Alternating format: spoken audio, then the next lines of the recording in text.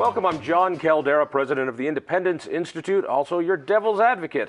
Later on, we're going to talk about, high-speed internet, because you need to pay for other people's high-speed internet. But first, charter schools, and some of them aren't getting the funding they need. Derec Shuler, good to see you again. Hi, good to see you, John. You've helped put together the Golden View Classical Academy and what are known as Ascent schools. Give me the large picture. What is this school? So, 3 years ago, we opened up Golden View Classical Academy, which is a K-12 charter public school in Jefferson County. We're in our third year this year. I think a lot of people may not, well, some people may not know what a charter school is, but charter schools are publicly funded schools that are open to anybody who wants to attend. We admit students on the basis of a lottery. In a case like ours, where we have a wait list every year. I want to give a little background on this. So, your charter was authorized back when Jefferson County had that evil board that we couldn't handle. You got authorized by one vote. How many kids are at your school? This year we have about 630 kids at our school. 630. How many kids are on a waiting list trying to get into your school? Yeah, this past year we had 600 students apply to get into the school. All right. So you have just as many people wanting to get into the school as you can handle. That's right. So you could open up another duplicate school and it would be filled up on day one. So we could fill up another school and close to the current area we're at. The point being that thousands of families want this option. And the school district, because they don't like giving up control, didn't want you to have it, even though it's growing more popular all the time. Real quickly, what makes your school different? So charter schools are able to offer a variety of different school models. So we have Montessori schools, Waldorf School in Jefferson County. We offer a classical model of education. So we're a classical school that uses something called the core knowledge sequence in the lower schools. If you look at the highest performing schools in the state of Colorado, like Liberty Common, there is a concentration of classical charter schools that are the best performing schools in the state. I hear Bach and Mozart and Chopin. What do you mean classical? Dumb it down for me. What do you mean classical school? So the interesting thing about public education today is there's a lot of talk about the newest trends. We have to change things and continue to evolve and adapt to the latest technology, and that's what we're missing to make public schools better. There's a secret formula. We just need to innovate. Classical schools take the perspective of humans have been educated for thousands of years. And in the past, you could even say that they've been educated really well and even better than a lot of kids and adults are today. Just technology is different today. So we use methods from thousands that have worked over thousands of years. It's just old school. What you're talking about is old school school. It's a type of education your grandparents had. I hated my grandparents. No, I love my grandparents. So let's stop just a little bit. People think that these charter schools, and if you took all the kids that are in charter schools in Colorado, it would be by far the largest school district in the state. For over 20 years now, this charter movement has been growing, and it's given people an option. But those who hate it keep calling it a private school. How many times has your school been called a private school? More than you know. More than I know. Why is that? What is it people don't get that this is still a public school? You take everybody who applies, given the space you have. You don't charge tuition, do you? We don't charge tuition. We take kids with special needs. I think that a lot of the people who like to make that claim, first of all, just don't support charters they don't recognize charters as a valid choice for parents. They don't want choice. They believe a system needs to be uniform throughout and conformity needs to be throughout, and they don't want to have different styles of education. I'd say that they want choices that they are the ones authorizing, that they come up with, not the ones that parents want. When you hear this private school thing, this lie that it's a private school, let me see if I can give you what the argument goes. It's a private school. No, it's not.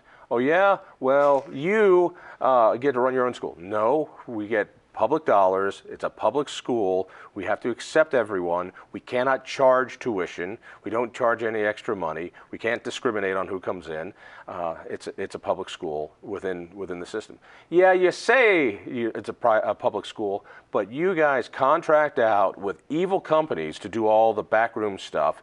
You contract out with people to do the curriculum. You contract out with corporations. It's a corporate front to take public money. Right.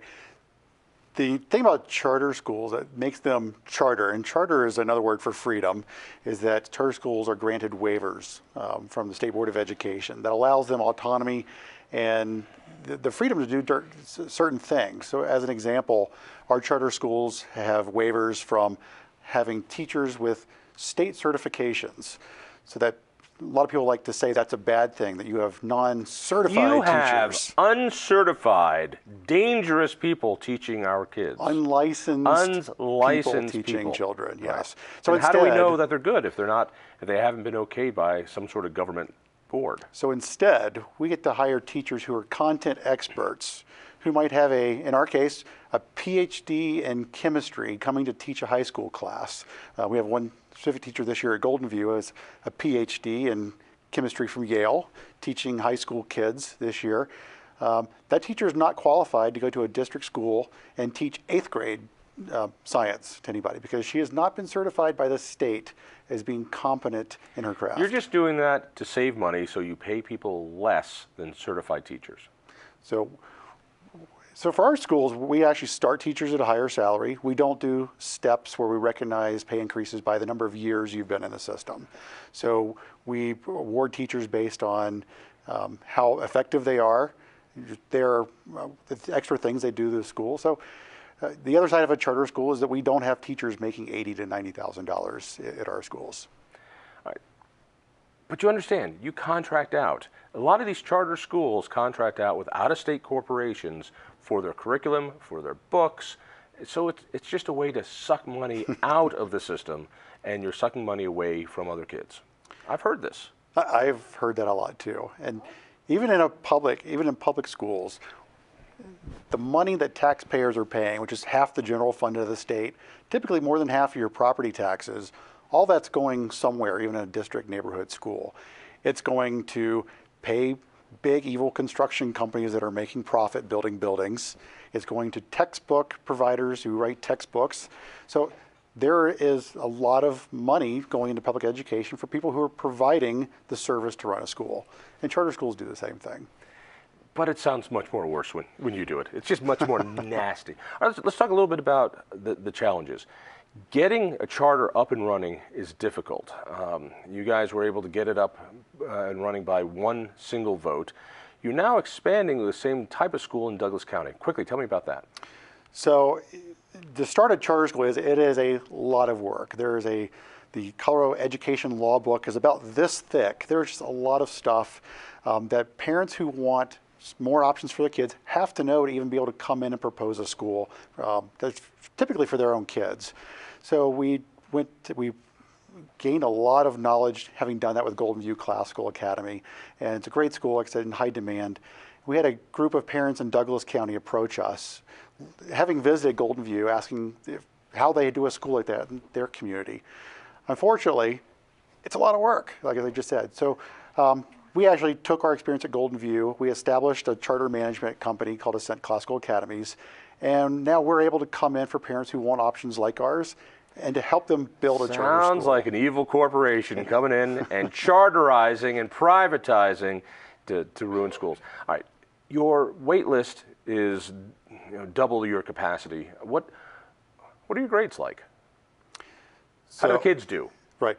So if you look at the state test, first of all, the core knowledge sequence has some alignment issues with the state test. So the grammar school, which is grades K through 6, there's some misalignment in the assessments. But when you look at the end of it, whoa! What do you mean misalignments with the assessments? Does that mean you're failing? No, that means we teach Singapore math, which is sequenced differently than a math program that the state might use the sequence that the state uses in their assessments doesn't track with like Singapore math that we use.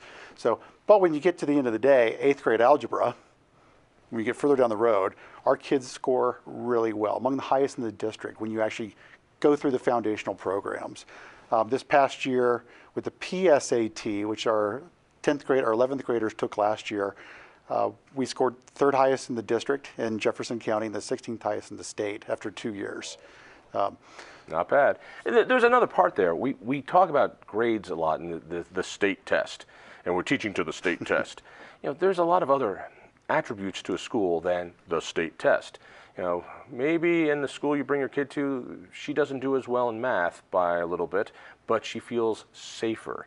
She has better support. Maybe it's closer to home and she can walk and it works. All sorts of factors. We do this throughout our lives with all sorts of things for our kids, but in the thing that's most important, we just kind of hand them over to the state and we try to get fewer choices. Tell me a little bit about this latest dust-up. You guys need to get your government funding from the school district. This school district, under the new leadership, they don't like you. I'll say that. You don't have to say that. I'll say that. I think the administration has been hostile to charter schools. Did they cough up the money you needed? So recently we had an issue where the district had changed the timeline on us and ended up withholding our state funding, claiming that we were in violation of the contract. We were still in a cure period to deal with the issue, which we've absolutely accepted responsibility for. After a cure period, there's a whole due process in the contract, but instead Jefferson County just went and said, no, we're withholding your funding, and just went straight to the most punitive. Now they've got a new superintendent available. there. Who's the superintendent? He's a gentleman by the name of Jason Glass, who came from Eagle County. He was the NEA's choice, the union's choice to run Jefferson County. Did he give you guys a phone call and say, hey, we need to solve this problem, we want to get you this check? It was interesting, actually, after they sent us an email saying we are withholding your funding, the next day they emailed our parents and some of the media and said we're not withholding their funding. And they said they're in violation of the contract and we're not withholding their funding. This hostility, this hatred of school choice inside the education bureaucracy after some 23 years of charters in Colorado, it needs to end. They need to understand that kids and families have different choices. They demand different styles of education. And that's why you exist. Instead of seeing this as some sort of threat of competition, they ought to see it as what they say they want, which is the best education for kids as chosen by their parents. So let me leave you with this question. Who's better to decide what's right for your kid? Parents or the superintendent? I mean, that's a great question for parents, and I lean on the side of parents know better for what's best for their kids. People want to learn more about your schools. Where do they go? So Golden View Classical Academy is a school in Golden. You can go to goldenviewclassical.org. We have a new school in Douglas County opening up in 2018. That's Ascent Classical Academies, plural.org. And we're working on a third school right now as well up around the Broomfield area. Around the Broomfield area, close enough to Boulder to scare them? Pretty much in that area. That sounds interesting. We'll talk later. Stay tuned.